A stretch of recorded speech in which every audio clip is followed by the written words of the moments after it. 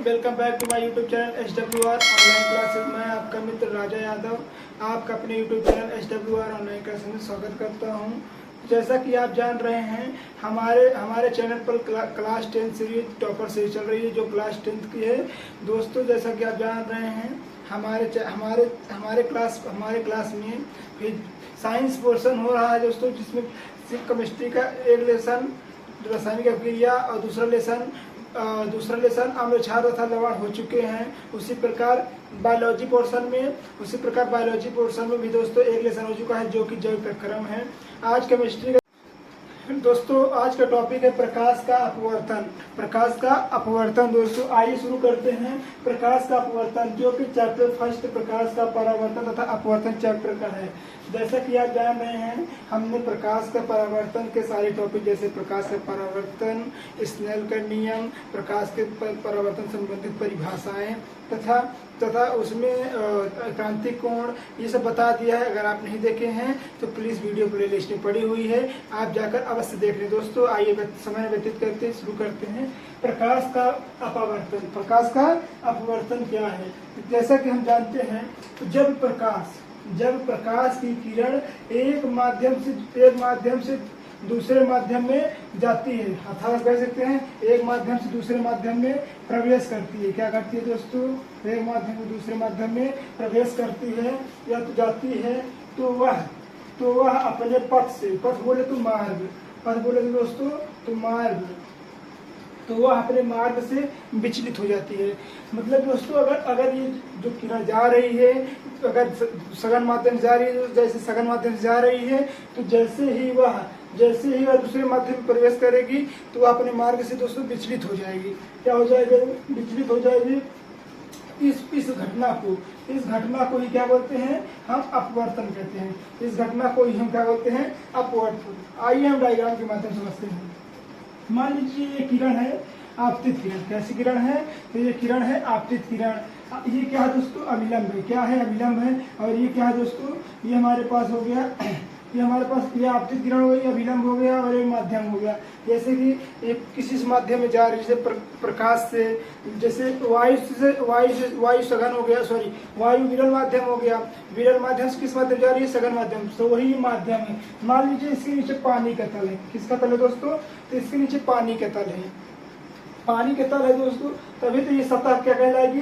ये सतह क्या कहलाएगी? माध्यम कहलाएगी। तो कह रहा है आपतित किरण। कैसी किरण? आपतित किरण जब एक मार्ग से दूसरे मार्ग में जाती है तो वह अपने मार्ग से विचलित हो जाती है। देखिए यहाँ न जाकर दोस्तों यहाँ किरण चली आई है, तो क्या हो रहा है दोस्तों? यह अपने मार्ग से विचलित हो जा रहा है। कैसे हो जा रहा है दोस्तों? यहाँ देखिए, यहाँ मान लीजिए क्या है, मान लीजिए ऊपर से हम लाइट मारे, ऊपर से जब लाइट मारेंगे तो जब प्रकाश किरण यहाँ पड़ेगी तो अपने मार्ग से क्या हो जाएगी?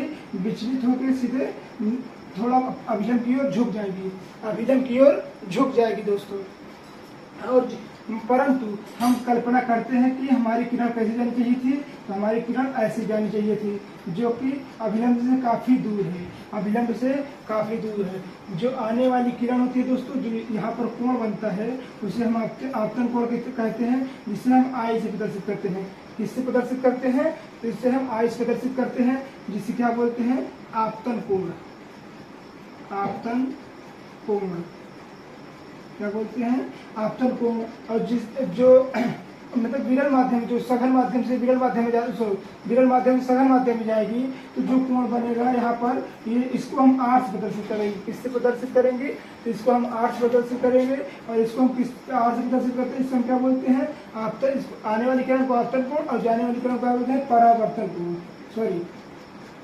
आपतन कोण हो गया दोस्तों, ये आपतन कोण हो गया। और ये क्या हो गया दोस्तों?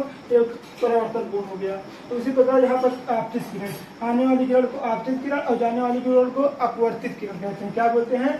अपवर्तित किरण अर्थात कह सकते हैं। और जो अभिलंब होता है दोस्तों, अभिलंब है, अभिलंब को हम यन से प्रदर्शित करते हैं। और जो नीचे वाला अभिलंब होता है, जो पानी की सतह मान लीजिए या रेत की सतह हो गई, जो नीचे वाला अभिलंब हो गया, यन से प्रदर्शित करते हैं। किससे प्रदर्शित करेंगे दोस्तों? तो उसको यन से प्रदर्शित करते हैं। उम्मीद है कि आप लोगों को ये टॉपिक समझ में आया होगा दोस्तों। पारदर्शी माध्यम से ही गमन करता है। प्रकाश हमेशा पारदर्शी माध्यम में ही गमन करेगा। अगर आप चाहें कि दीवार में प्रकाश प्रकाश चला लें, यह असंभव है। आप चाहें कि कोई ठोस वस्तु जैसे कि पत्थर हो गया, लोहा हो गया, इस सब में प्रकाश चलाने की कोशिश करें तो दोस्तों ये मुमकिन नहीं है कि आप उसमें प्रकाश चला लें। तो प्रकाश किस में गमन करेगा? तो प्रकाश एक पारदर्शी माध्यम में ही गमन करेगा। जैसे एयर बोले तो वायु, एयर बोले तो वायु, फिर दूसरा क्या होगा? कांच। क्या होगा दोस्तों? ये सब दोस्तों पारदर्शी माध्यम, ऐसे माध्यम जिसके आर से मतलब इस पार किरण अगर मारी जाए, मान लीजिए कोई अभिलंब कोई वस्तु, जैसे मान लीजिए कांच है, अगर हम कांच की मार रहे हैं दोस्तों किरण, तो हमारे मतलब इस मार रहे हैं जो किरण यहाँ से, तो इस पार से इस पार आसानी से हो जा रहा है। तो इसे हम क्या बोलेंगे दोस्तों? ये वस्तु क्या बोलेंगे? तो ये जो वस्तु है पारदर्शी वस्तु है। कैसी वस्तु है? पारदर्शी वस्तु है। तो इसी की जगह पर अगर हम दीवार ले लेंगे दोस्तों, दीवार में अगर हम मारेंगे टॉर्च, तो दीवार को उस पर लाइट नहीं जाएगी, पुनः परिवर्तन होकर उसी माध्यम में वापस आ जाएगा जिस माध्यम में वह आई रहती है। तो माध्यम के प्रकार देख लिया आपने कि प्रकाश हमेशा पारदर्शी माध्यम से ही गमन करता है। जैसे कि एयर हो गया, वायु हो गया, जल। जल बोले तो पानी। पानी जो होता है, जल होता है, वो भी कैसा माध्यम होता है? तो वो भी पारदर्शी माध्यम होता है दोस्तों। वो भी कैसा माध्यम होता है? तो वो भी पारदर्शी माध्यम होता है। उसी प्रकार तेल हो गया और मोम हो गई, ETC। तेल हो गया, मोम हो गई, ETC। दोस्तों आइए देखते हैं सघन माध्यम। सघन माध्यम क्या होता है और विरल माध्यम क्या होता है? तो सघन माध्यम ऐसा माध्यम होता है दोस्तों जो कि बहुत गाढ़ा होता है, या जिसको कह सकते हैं बहुत ठोस होता है। या सघन माध्यम को ऐसा बोल सकते हैं कि उसमें प्रकाश किरण चली जाएगी, मगर प्रकाश किरण चली जाएगी मगर बहुत कठिनाई से। जैसे कि गाढ़ा हो गया, जैसे शहद हो गया दोस्तों। क्या हो गया? शहद हो गया। शहद हो गया दोस्तों। उसी प्रकार जैसे मान लीजिए कोई लिक्विड हो गया जो एकदम लिक्विड नहीं, गाढ़ा पदार्थ, जैसे मरकरी मान लीजिए। क्या मान लीजिए? मरकरी। मरकरी मान लीजिए। विरल माध्यम आइए देखते हैं। विरल माध्यम क्या होता है दोस्तों? तो विरल माध्यम होता है जैसे पतला हो गया। पतला मतलब कि ऐसा वस्तु कोई पतला हो जिसे मान लीजिए पन्ना ही खूब पतला होता है। अगर इसे इस पार से किरण मारेंगे तो उस पार से आसानी से हमें दिखाई देगा। उसी प्रकार जैसे वायु हो गई दोस्तों, तो वायु भी क्या होती है? विरल माध्यम होता है। अगर हम मान लीजिए ये वायु है, ये वायु है, और ये क्या है? मान लीजिए बालू है। क्या है दोस्तों? बालू है। अगर आप इस माध्यम से दौड़ते हुए जा रहे हैं दोस्तों, अगर आप सघन माध्यम विरल माध्यम से दौड़ते हुए जा रहे हैं सघन माध्यम की ओर, अगर विरल माध्यम से सघन माध्यम की ओर दौड़ते जाएंगे दोस्तों, तो आपकी ऑटोमेटिक जब वायु आप बालू में पहुंचेंगे दोस्तों, तो यहाँ पर हमारी गति क्या हो जाएगी? स्लो हो जाएगी। जब हमारी गति क्या हो जाएगी दोस्तों? स्लो हो जाएगी, क्योंकि हम सघन विरल माध्यम से कहाँ चले गए? सघन माध्यम चले गए। कहाँ चले गए दोस्तों? सघन माध्यम में चले गए। सघन माध्यम चले जाएंगे तो हमारी स्पीड ऑटोमेटिक स्लो हो जाएगी। थैंक यू दोस्तों। शुरू करते हैं दोस्तों कि प्रकाश का अपवर्तन के नियम क्या है। प्रकाश के अपवर्तन के नियम पहले देखिए। कह रहा है कि आपतित किरण, अपवर्तित किरण तथा आपतन बिंदु पर खींचा गया विलंब तीनों एक ही तल पर स्थित होते हैं। आपतित किरण यानी आने वाली किरण, परावर्तित आपतित किरण, अपवर्तित किरण, अपवर्तित किरण तथा आपतन बिंदु पर खींचा गया विलंब तीनों एक ही तल पर स्थित होते हैं। आइए हम इसको एग्जाम्पल के माध्यम से करके देखते हैं। एग्जाम्पल के माध्यम से करके देखेंगे तो हमें ज़्यादा नॉलेज मिलेगी। आइए देखते हैं पहले हम एग्जाम्पल के माध्यम से। मान लीजिए कोई तल है, इसके बीच में मान लीजिए यह विलंब है। क्या है दोस्तों? ये इसके बीच में क्या है? ये जिसको हम यम से प्रदर्शित करते हैं, नीचे किससे करते हैं? यम से करते हैं। तो ये क्या हो गया? अभिलंब। अभिलंब हो गया। और दोस्तों यहाँ पर जो बिंदु मिल रहा है इसे हम क्या बोलते हैं? इसे हम बोलते हैं आपतन बिंदु। क्या बोलते हैं? आपतन बिंदु। क्या बोलते हैं दोस्तों? इसे हम आपतन बिंदु बोलते हैं। तो उसके बाद जब हमारी आपतित किरण यानी आने वाली किरण को क्या बोलते हैं? आपतित किरण। ये वाली जो आ रही है किरण, ये आने वाली किरण हम क्या बोलेंगे? आपतित किरण। आपतित किरण, आपतित किरण हो गया। और ये जो अभिलंब की तरफ झुक रही है दोस्तों, देखिए अभिलंब की तरफ झुक रही है, इसे क्या बोलते हैं? इसे हम बोलते हैं अपवर्तित किरण। क्या बोलते हैं? अपवर्तित किरण। इसे क्या बोलते हैं? अपवर्तित किरण। अपवर्तित किरण। आने वाली किरण को आपतित किरण तथा नीचे जो अविलंब की तरफ झुक रही है इसे हम अपवर्तित किरण बोलते हैं। परंतु दोस्तों ये जो नीचे अविलंब की तरफ झुक रही है इसे ऐसे न जाकर दोस्तों ऐसे जाना चाहिए था, ऐसे हाथ समझा दे रहे हैं, इसको ऐसे जाना चाहिए था दोस्तों, मगर ये माध्यम चेंज होने के कारण ये कैसा हो गया, ये अविलंब की तरफ झुक गया। आपको समझ में आ गया। देखिए आपतित किरण, अपवर्तित किरण तथा आपतित बिंदु पर खींचा गया अविलंब तीनों एक ही तल में स्थित होते हैं। देखिए यहाँ देखिए आपतित किरण तथा अपवर्तित किरण तथा आपतन बिंदु पर खींचा गया, आपतन बिंदु है दोस्तों, आपतन बिंदु पर खींचा गया अविलंब तीनों एक ही तल में स्थित होते हैं, एक ही तल। ये कोई तल हो गया, मान लीजिए कोई पानी का तल, मान लीजिए ये पानी का तल है, तो तीनों कहाँ स्थित होते हैं, एक ही तल पे स्थित होते हैं, जो प्रकाश के अपवर्तन के प्रथम नियम होते हैं। क्या होते हैं दोस्तों, प्रकाश के अपवर्तन के प्रथम नियम होते हैं। दूसरा नियम आइए देखते हैं। दूसरा नियम कह रहा है कि इन्हीं दो माध्यम में प्रकाश के लिए, दो माध्यम में प्रकाश के लिए आपतन कोण की ज्या, देखिए यहाँ पर कोण है, यहाँ पर जो कोण बनेगा इसे क्या बोलेंगे दोस्तों, कोण आई से प्रदर्शित करेंगे। जब कोण आई से प्रदर्शित करेंगे इसको हम क्या बोलेंगे, आपतन कोण।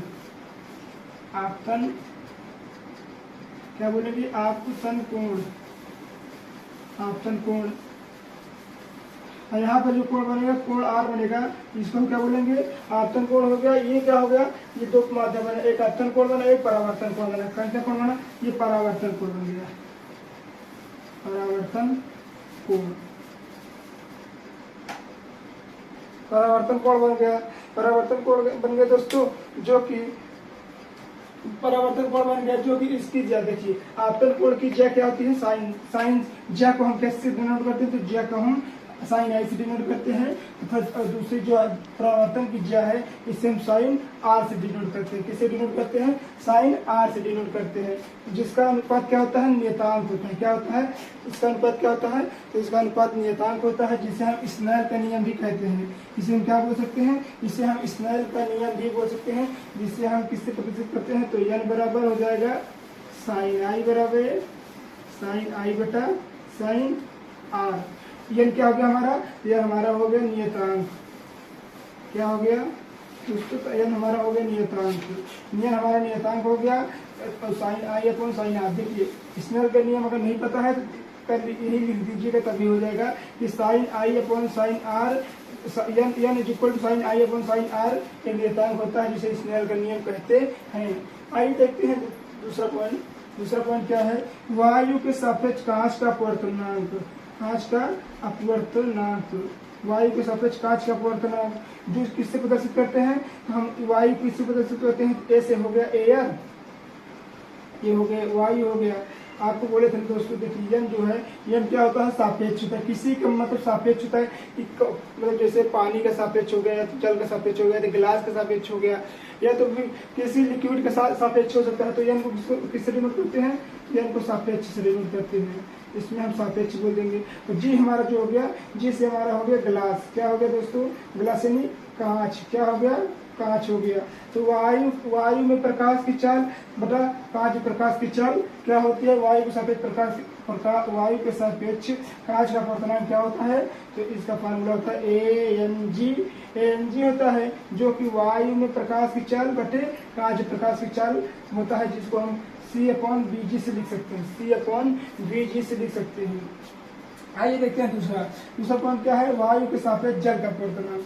वायु के सापेक्ष जल का अपवर्तनांक क्या रहेगा, तो जिस प्रकार हम वायु यहाँ लिखे थे, यहाँ सापेक्ष यहाँ लिखे, तो जल को हम वाटर से डिनोट करते हैं इंग्लिश में ना, तो उसी प्रकार हम वाटर यानी W ले लिए, कैपिटल पहला अक्षर ले लिए। उसी प्रकार हो गया वायु प्रकाश की चाल बटे जल प्रकाश की चाल, जिसके सापेक्ष रहेगी, जैसे वायु हो गया, या तो जल हो गया, या तो कोई लिक्विड फॉर्म हो गया, तो ग्लास हो गया, जिसके सापेक्ष में रहेगी उसके सापेक्ष उसके बटा, जैसे वायु के सापेक्ष बटा जल के सापेक्ष है, तो वायु प्रकाश चाल बटा जल में प्रकाश की चाल है। उसी प्रकार हम लिख सकते हैं वायु प्रकाश चाल तथा जल में प्रकाश चाल, इस प्रकार भी लिख सकते हैं। इस प्रकार भी लिख सकते हैं, जल में प्रकाश की चाल बटे रेत में प्रकाश की चाल, ये भी लिख सकते हैं हम। कुछ भी मतलब जो माध्यम हमारा दिया रहेगा उसको हम लिख देंगे दोस्तों।